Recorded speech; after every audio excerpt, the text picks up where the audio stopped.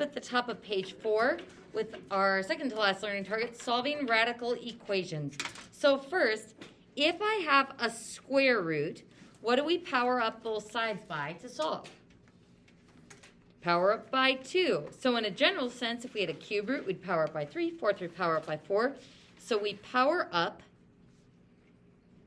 by the index.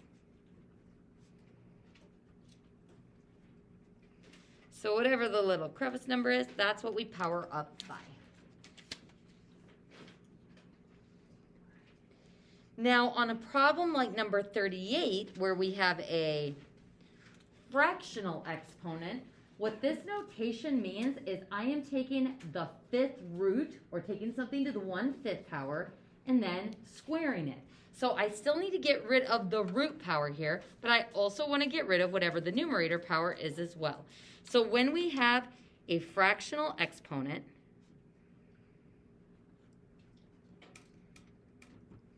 we power up.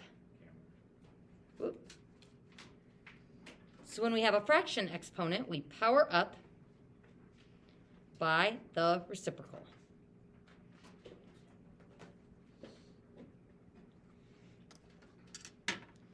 This is another section similar to the rational ones that we did yesterday, where we do need to check for extraneous solutions.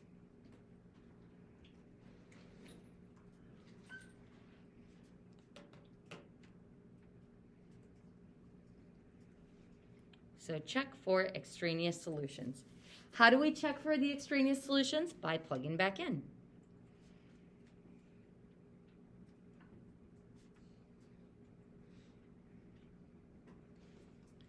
So check for extraneous solutions by plugging back in.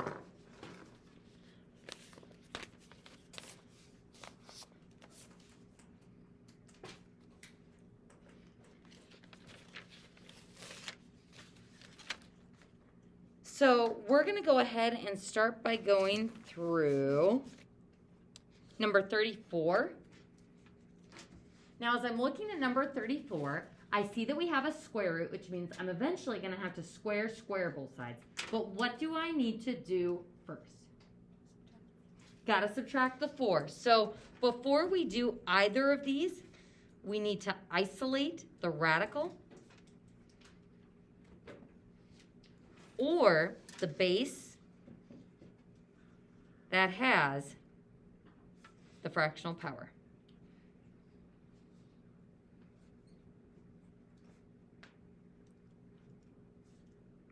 So isolate the radical or the base that has the fraction power. So on number 34, we are going to start by subtracting 4. So minus 4, and the square root of 3x minus 2 equals -3. Anything jumping out at you guys about having the square root of something being equal to a negative? Is it possible? The square root of 9 would be +3. The square root of -9 would be 3i. So this is a problem. This is what we called the red flag in this unit. Now, you won't always be able to identify the red flag or extraneous solution scenarios. So if you don't catch it here, you're still going to be able to catch it when you plug back in. So we square both sides. Square to get rid of the square root. So 3x minus 2 equals 9, because -3 times -3 is 9. Add 2 over, and we get 11. And dividing by 3, x is 11/3. Now, when we check this by plugging back in, what's 3 times 11/3? 11. 11 minus 2 is 9. The square root of 9 is 3. And 3 plus 4 is 7. Is 7 equal to 1? No. So that means that this does not work. So what's the answer to our problem? No solution. So sometimes you'll be able to identify these red flags. Sometimes the only way you can check that it's extraneous is by plugging back in. So as a general rule, plug back in to check for those extraneous solutions. I'd like you to just go ahead and cross off number 40. Don't have to do that one, so goodbye number 40. And the next one I want us to look at is 42. So we'll do this one first.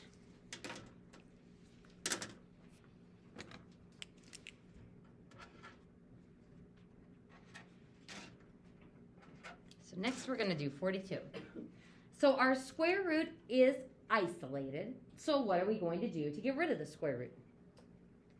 Power up by 2. The index is 2 for a square root, so square, square both sides.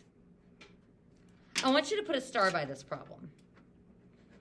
And the reason why I want you to star it is this goes over one of the more common mistakes for this section. And that is, how do I square a binomial? Anybody? You have to FOIL it. So if I want to square 2x minus 2, we're going to have to take 2x minus 2 times 2x minus 2. Then on the other side, squaring and square rooting cancel each other out. So we get 4x squared plus 2.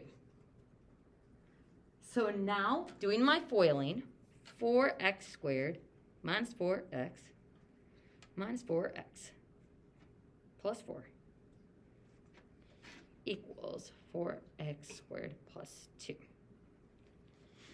Now, folks, any time in the term test, in any of these learning targets, when we encounter a quadratic, what should go through our mind?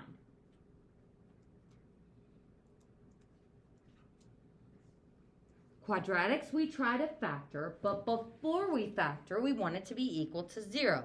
So I'm going to try to move my x squareds to be on the same side, and oh, they cancel.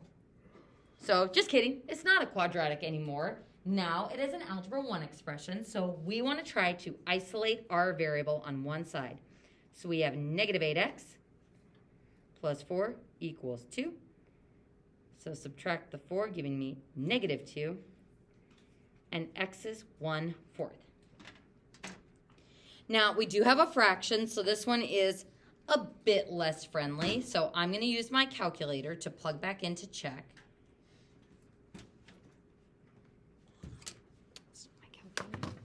So when we go to plug this back in, we will have 2 times 1/4 minus 2.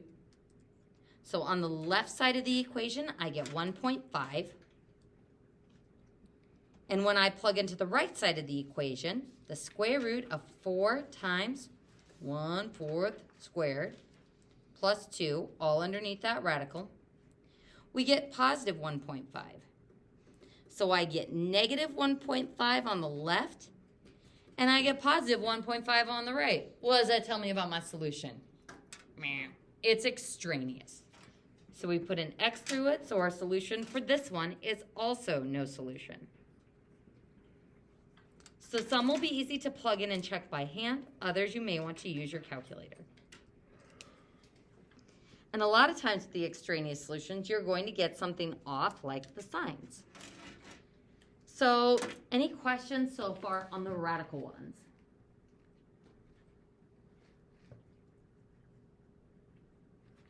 All right, let's go ahead and take it to problem number 4 I wanted to do here, which was number 36.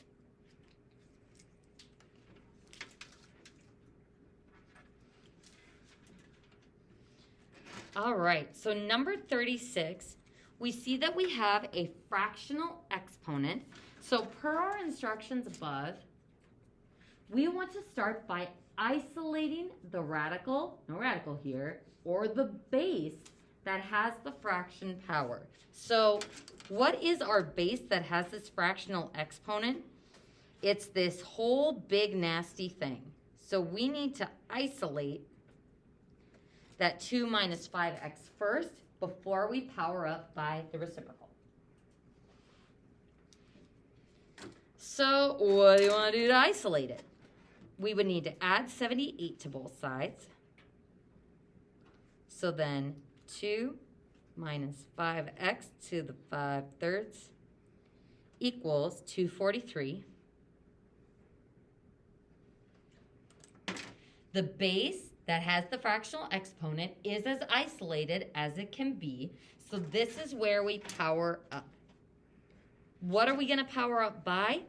The reciprocal power of 5/3, which would be 3/5. Now, why does powering up by the reciprocal get rid of the root power and the other power? Well, when I'm powering up, we multiply. And what happens to these exponents when we multiply them? The 3's cancel, the 5's cancel. Third block said they're equal to 0, but what are they actually equal to? 1. So 2 minus 5x to the 1 is the same as just having 2 minus 5x. So I don't actually need those parentheses there. Now for the 243 raised to the 3/5, you could just type that in on your calculator, but we could actually do it by hand fairly easily as well. This is where we twist it apart into the root power, which would be the 1/5 power, and then the 3. This means I'm going to take the 5th root of 243 and then cube it. So first we go to our 5th column. There's 243, and then the 5th root is 3. So the 5th root of 243 is 3. And then cubing that, if you stay up too late studying for the term test, you might say that 3 cubed is 9. What is 3 cubed? 27. So again, folks, make sure you're getting enough sleep because that's where I see those silly little mistakes happening. So 3 cubed is 27. So then subtract 2. And we get 25. Divide by -5. And x is -5. Now this one I'm not too keen on checking by hand, so let's go ahead and use our calculator. All right, so we've got -78 plus parentheses 2 minus 5 times -5 raised to the 5/3. And voila, 165 on the left equals 165 on the right. So our answer checks out. So x equals -5 is really our solution.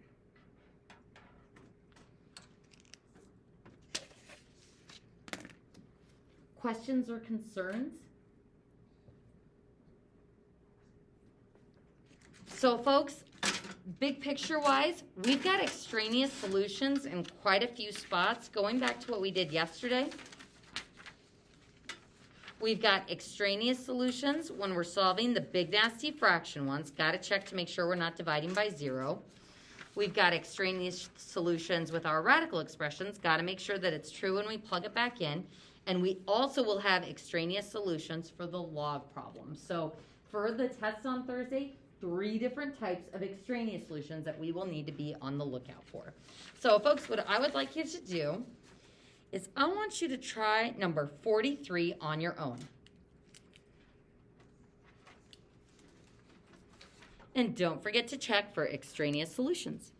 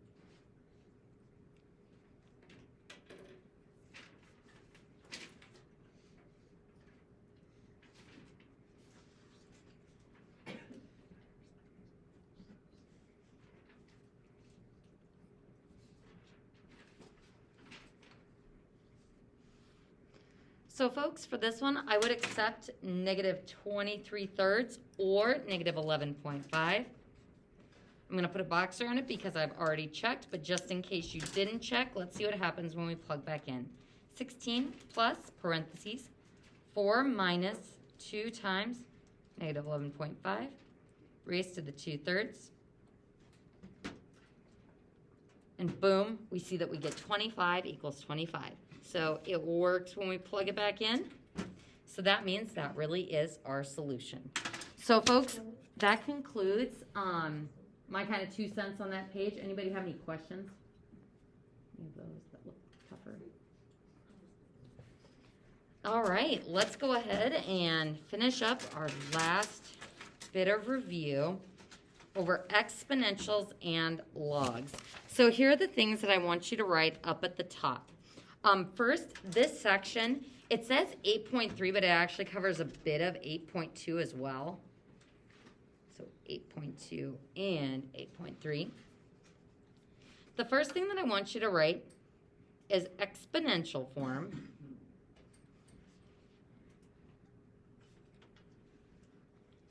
Is base raised to the exponent equals the answer.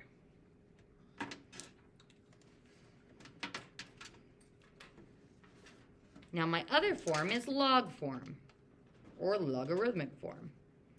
Logarithmic form has the word log, then the big, then the animal, then the ears. So base, answer, then exponent. So big, animal, ears.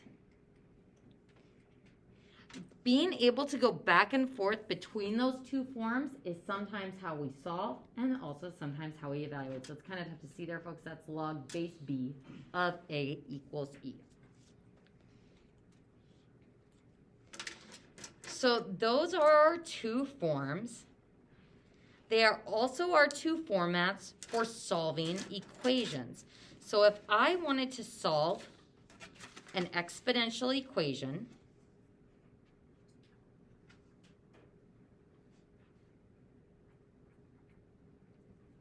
first, what does an exponential equation look like? It would need to have a variable up in the exponent. To solve an exponential equation, we have two options. One, we can try to get the same bases and then set the powers equal.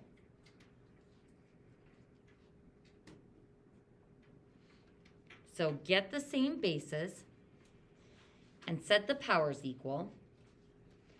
Option 2, if we can't get the same bases,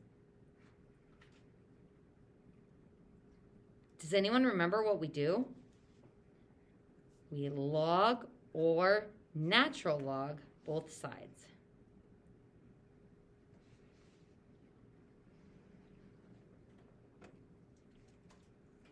So to solve an exponential equation, we try to get the same bases and then set the powers equal to each other. If we can't get the same bases, then we log or natural log both sides. So I want to talk about how we solve the logs next, and then we'll start getting practice with all these little rules. So to solve log equations, how we solve depends on how many logs we have. If I have one log, we solve it or evaluating it by putting it in exponential form, which is our big animal ears. And pulling it apart. If I have two logs, there are two things that we can do. If they are on the same side, we condense. And if they are on opposite sides of the equation, we cancel. If I have 3 to 4 logs, there's automatically going to be some condensing.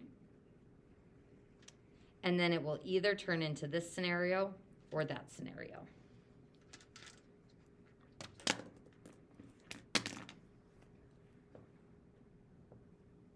So as far as memorization for this term test, it's fairly light, but these processes are important. We got to be able to look at an equation and know when to do what. There's also something else that goes with the solving logs. We need to check for extraneous solutions and make sure that the answer part of the log is greater than 0. So if I have my log, big animal, ears, we need to make sure that when we plug in our solution, the answer part of the log is greater than 0.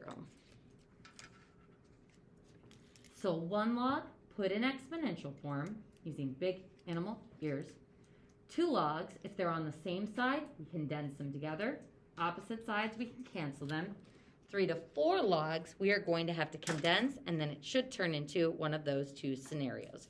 So folks, using this information, I want you to see if you can do 46b, 47b, 49, 50, 51, and 52. So I'm going to give you a few minutes to try those 6 problems.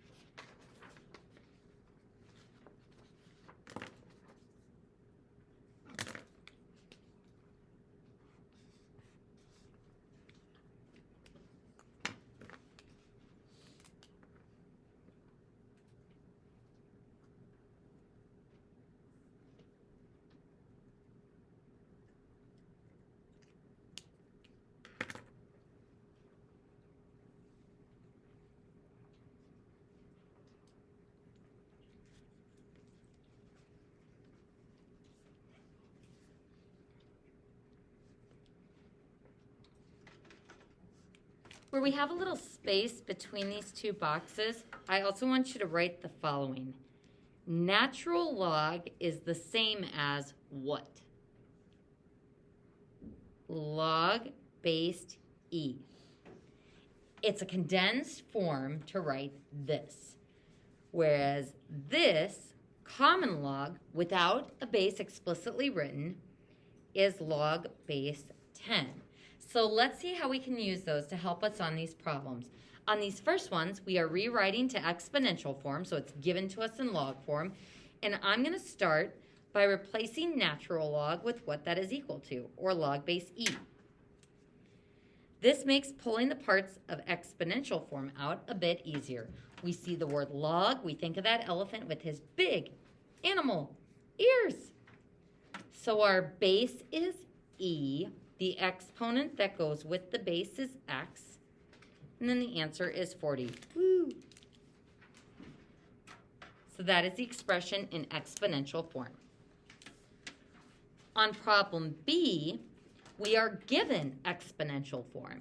So 10 is the base, E is the exponent of the base, and 1 over 100 is the answer. So if I want to write that in log form, we write the word log and then big, base 10, animal, 1 over 100, ears, -2.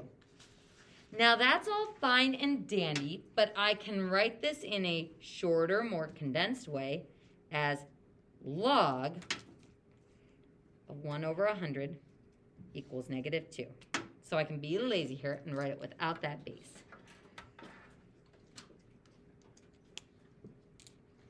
How do we do on those two? Does anybody have any questions?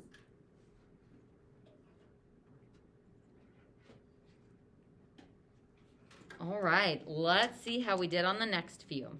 So first, if you were like, what are we even doing on these problems? If I try to do big and animal, it's like, where are my ears? Well, if we want to find what this log is equal to, we're actually looking for the ears. So big, animal, ears. So on these evaluating problems, I always like to put in equals x.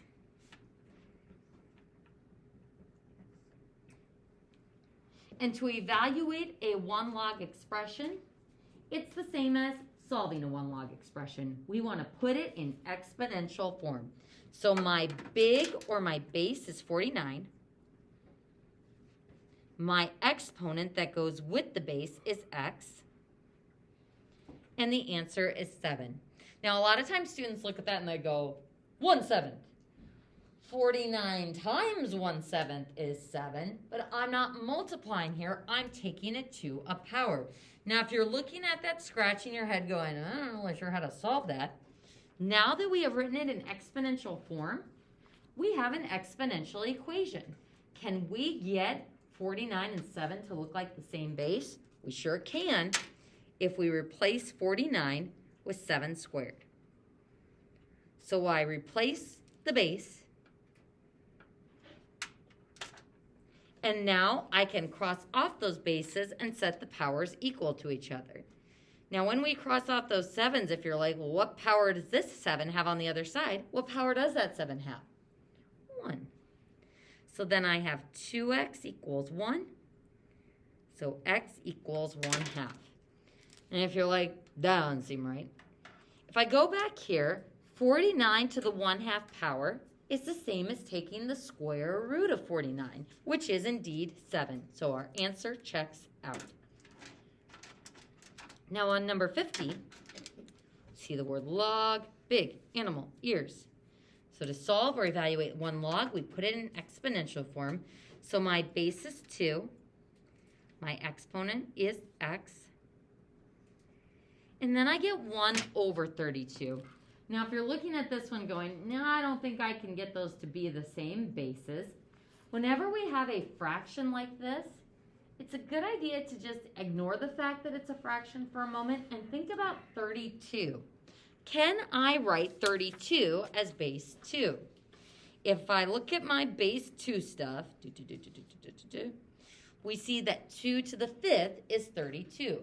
So if 2 to the 5th is 32, how do I get 1 over 32? 2 to the -5th. So 2 to the x equals 2 to the -5th. So anytime you have a fraction base, you're going to have to involve a negative exponent to give it a bad attitude and send it to the downstairs. So then x is -5.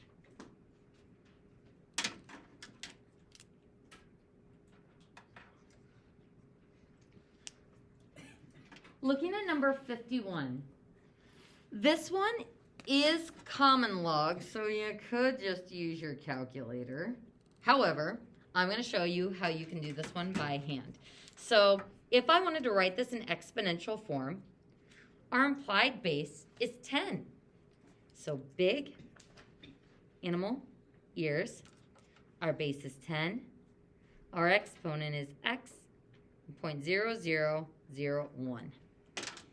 Now, if I were you, I'd be looking at that going, I don't think I can get those to be the same base. Not easily, unless we rewrite this as a fraction instead of a decimal. So that's the tens place, hundreds place, thousands place, 10,000s place. So 1 over 10,000. Can I write 10,000 as base 10? We can. It is 10 to the, let's see, 4 zeros, so -4th. So then x is equal to -4.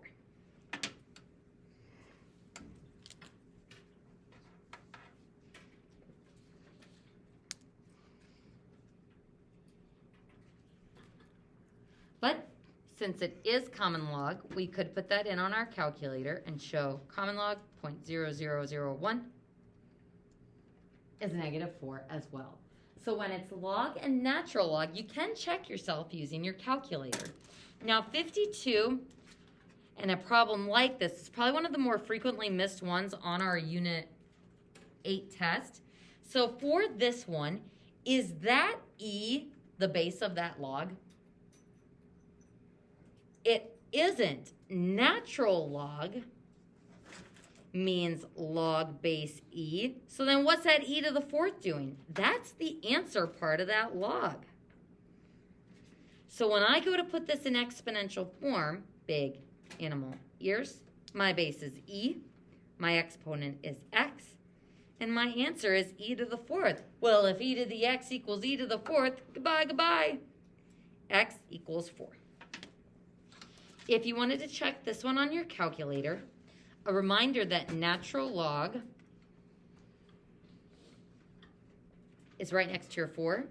So natural log. E is second natural log. We put in that power of 4 and close off our parentheses, and boom, we get 4. So log and natural log, you can check on your calculator for the evaluating ones.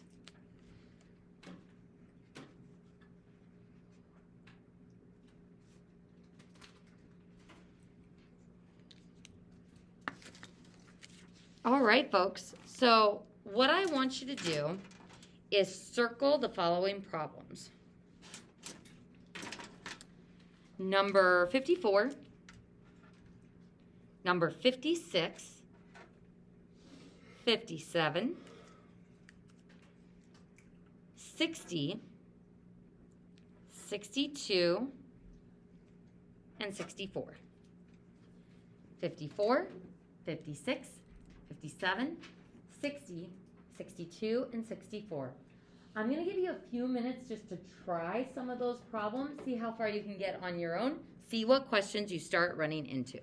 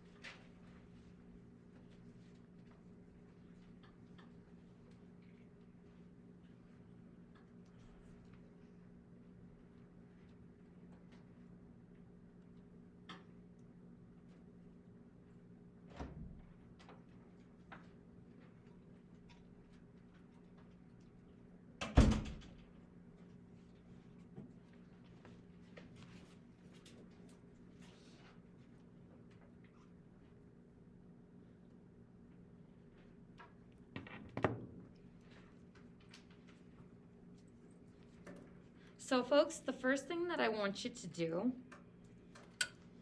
is looking at those problems we circled, we are going to start by narrowing down what type of equation are we looking at. Is it an exponential equation with a variable in the exponent, or is it a logarithmic equation? So let's start with this one, exponential or logarithmic. Well, I see I've got a variable in the exponent, so that's exponential.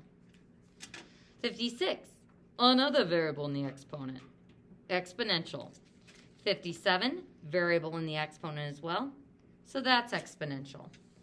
Now 60, I see the word log, so that's a logarithmic equation. 62 is log, and 64 is log as well. So that helps you identify what method you're going to be using to solve. So looking at 54, we see that we have fractions, so we should know that we're going to need to use negative exponents in order to get these to be the same bases. So honing in on the 9, can I write 9 as a smaller base? Sure, 3 squared. Can I write 1 over 9 as a smaller base? Yes, 3 to the negative 2. Raised to the 3x plus 1. Then for 1 over 27, 3 to the third would give me 27, so 3 to the negative third will give me 1 over 27. Raised to the 3x minus 1. Now from here, before I cross off the bases, we want to make sure that we distribute those powers. So distributing to both parts of that binomial power, both parts of that binomial power. So 3 to the negative 6x minus 2 equals 3 to the negative 9x plus 3. So that was another bigger mistake on this last test, or the Unit A test, was forgetting to distribute to both of those items. So now that we have the same basis, goodbye. And now we can drop down those powers, and we want to try to isolate our x. So I'm going to add 9x to give me 3x.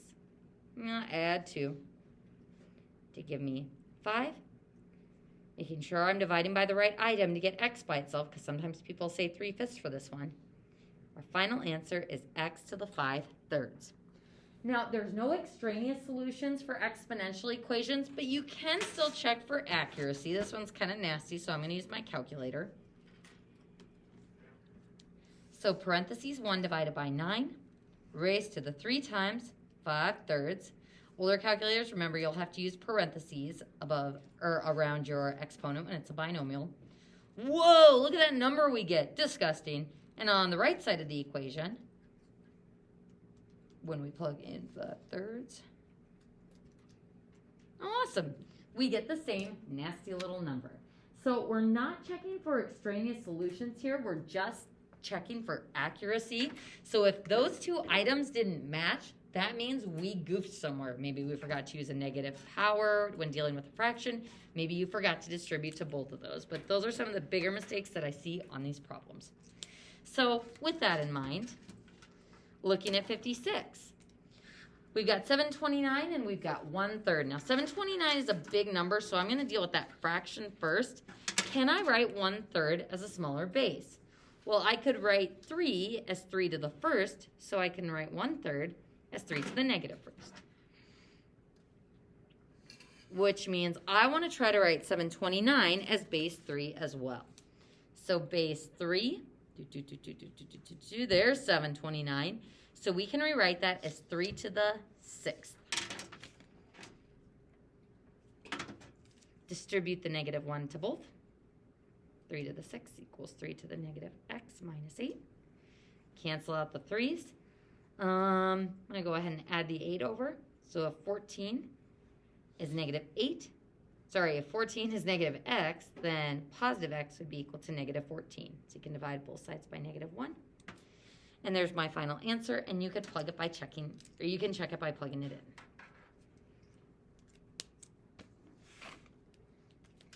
Now, on those two problems, we were able to rewrite them as the same small base. But on 57, we encounter a little snag. Can I write 15 as a smaller base? Or more importantly, can we rewrite 15 as base 7? That is a no. So how do we solve a problem like this?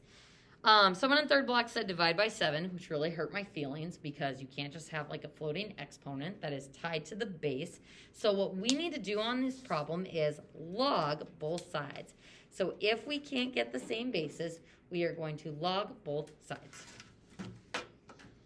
So I'm going to write the word log, the common log, in front of 15. I'm going to leave some awkward space. You'll see why in a moment. So common log, 7 to the 3x minus 7. And when we first covered this, it's like, why on earth would we log both sides? Because it looks like we just made this equation look a whole lot worse. Well, having that log there allows me to do is take the exponent and move it out in front as a ground level coefficient of the log. Do make sure that you enclose that in parentheses.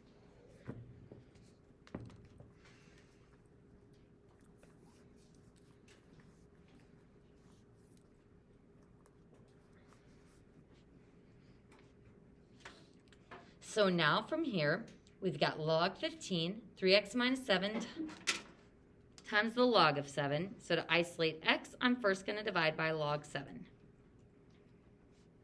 Goodbye. Next, to isolate the x, I am going to add 7. And this is when we do all those steps separately on our calculator. Final step will be dividing by 3. And that will leave me with just x. So typing this in on my calculator, we're going to do common log 15, close off the parentheses, and actually I'm going to draw those parentheses in because folks last block were having issues with that. So make sure you close off the parentheses, especially around the 15. So log 15 divided by log 7. Get that answer. Then push plus 7 and it will add 7 to that stored answer. Then hit divided by 3, and it takes that stored answer divided by 3. And that way we don't have to do any rounding until the very end. 3 decimal places, just like we did earlier in this unit. So 2.797, fourth digit is no good for bumping us up. So 2.797.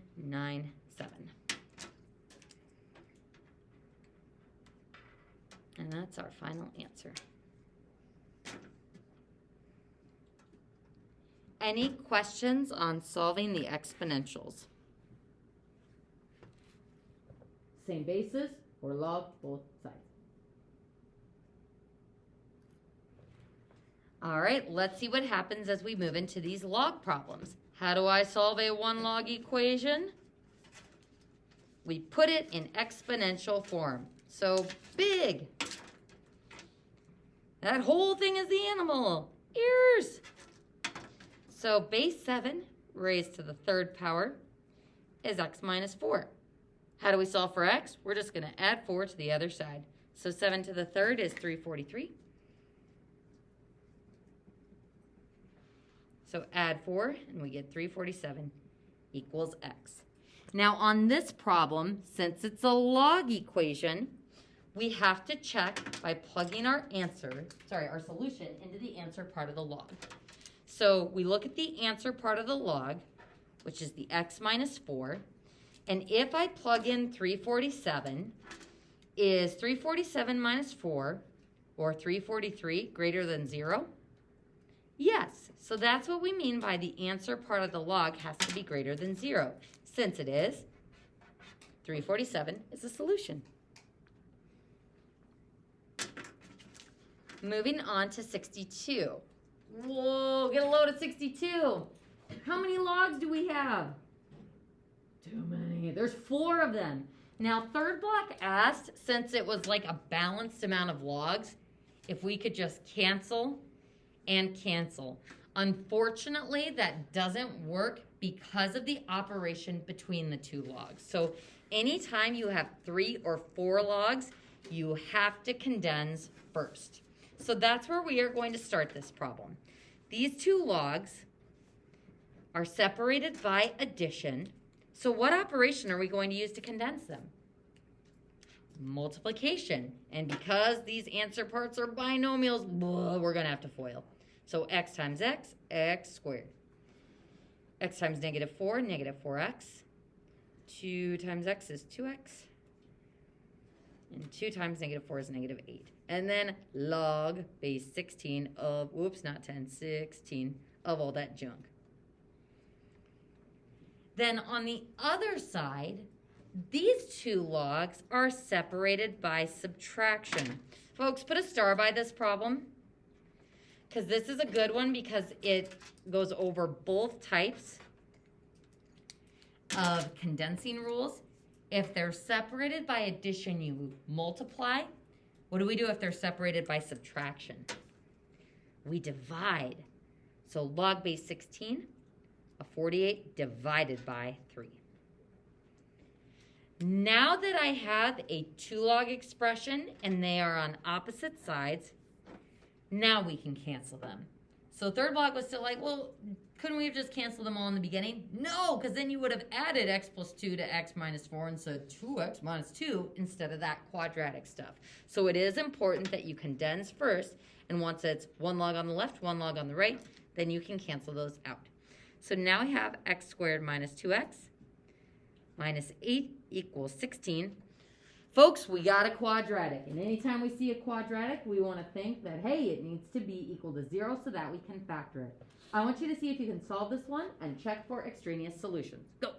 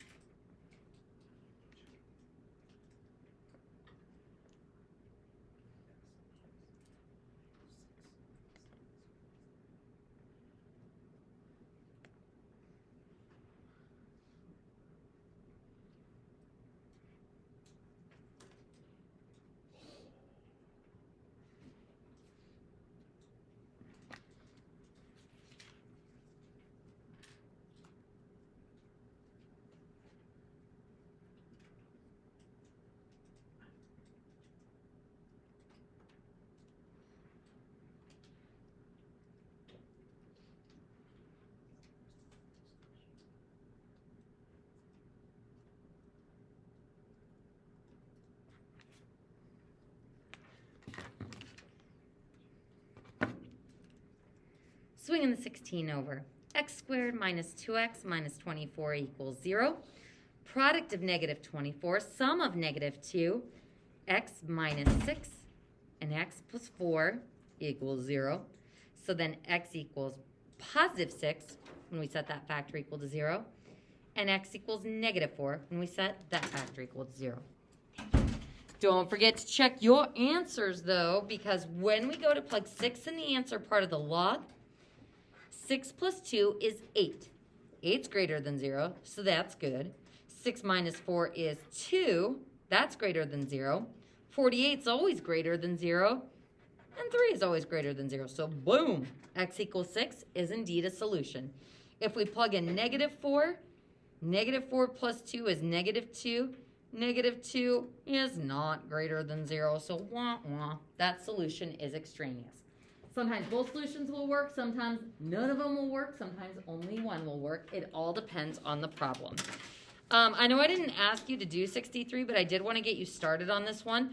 Folks, these two logs are separated by subtraction, but what do I need to do before I can condense? What do I have to do with that 3? Send it to the clouds, back up as a power. So send it back up as a power of the answer part of the log before you condense those two together. I'll leave you guys to finish 63, but I do want to talk about 64. 64, we have two logs. Can I cross them off with each other? Nope, because they are not on the same side. So what are we going to do with those two logs? We're going to condense them. They are separated by addition, so we're going to condense by multiplying. So 3 times the x squared, 3 times the 3. So log base 3 of 3x squared plus 9 equals 3. Now we just have a 1 log equation. How do we solve a 1 log equation? We got to put it in exponential form. Big animal. Here's 3 to the third equals 3x squared plus 9. Another study tip. Please make sure you get enough sleep on Wednesday night before your final, because if you don't get enough sleep, you might say 3 to the third is 9. That's when those little mistakes tend to happen. Folks, what is 3 to the third? 27. 3 times 3 times 3, 27. And then 3x squared plus 9. Now, you're probably looking and saying, hey, I got a quadratic. I should probably try to factor it. The unique thing about this quadratic is we don't have an x term with it. So instead of trying to factor this one, we're going to try to isolate the old x squared. So subtract 9, and we get 18. Divide by 3, and we get 6. How do I figure out what x is? Square root. And ew, x is plus or minus radical 6. Now, if I were you, I'd be concerned because I have to check these two nasty radical answers. Well, let's start by plugging in positive radical 6. What's positive radical 6 squared? 6. And 6 plus 3 is 9. 9 is greater than 0. And 3 is always greater than 0. So the positive solution works. When I take negative radical 6 times negative radical 6, we still get 6. And 6 plus 3 is still 9. So both the positive and negative solution works for that one. Folks, that is it from me. You have the rest of the time to work.